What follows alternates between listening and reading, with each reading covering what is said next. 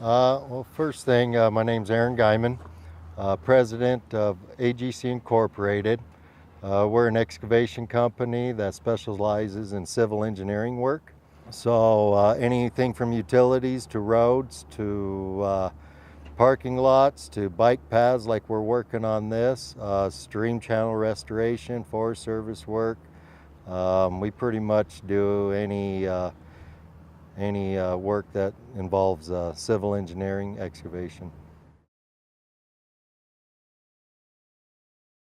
Well, to expand our business, not just relying on commercial and residential work, but expanding, doing government contracts. And plus, not only that, it provides excellent pay for my employees too.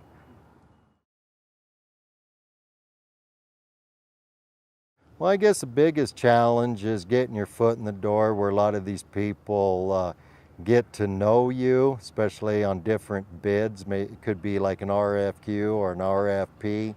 So if you submit a bid, like let's say to the Forest Service or something, and they don't know you and you're the low bidder, they're going to question if you can do the work. And I think that's the biggest challenge that a person runs across is not being known right away. And once you get your foot in the door and they see that you do good work, you take pride in your work and you're safe and you're good to work with, then they get to know you. Then it's of course a lot easier to pick up the contracts too. So,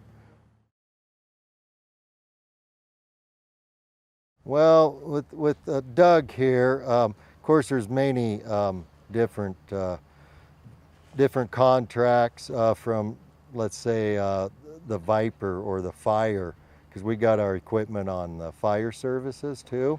So, and that's really a tough website and tough to deal through and going through everything properly and right and getting your bid submitted correctly.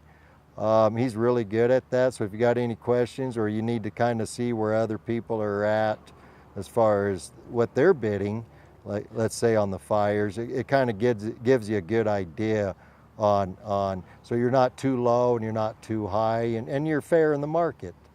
So he provides a really good service doing that. So and then same thing with hub zone contracting, getting all the paperwork filled in that, your DUNS number, and there's just so many different things that he helps you to try to get before you can even get these contracts. That's really important. So on that, he really goes above and beyond out of his way to make sure that it's really done correct.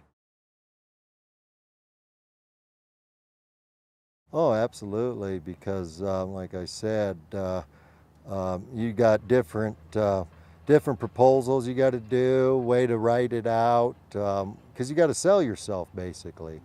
So he helps you to understand the importance of selling yourself, how to, you got to watch your bid items. Like I said, Viper's been huge with us because that was really tough for us is the Viper, and still today, like when the contract goes out next year for, like, let's say our excavators, I just walk in his door and tell him, here's our price, get it punched in the computer, because he's really good at it. I'd mess it up and probably be rejected 3 or 4 times, you see, so.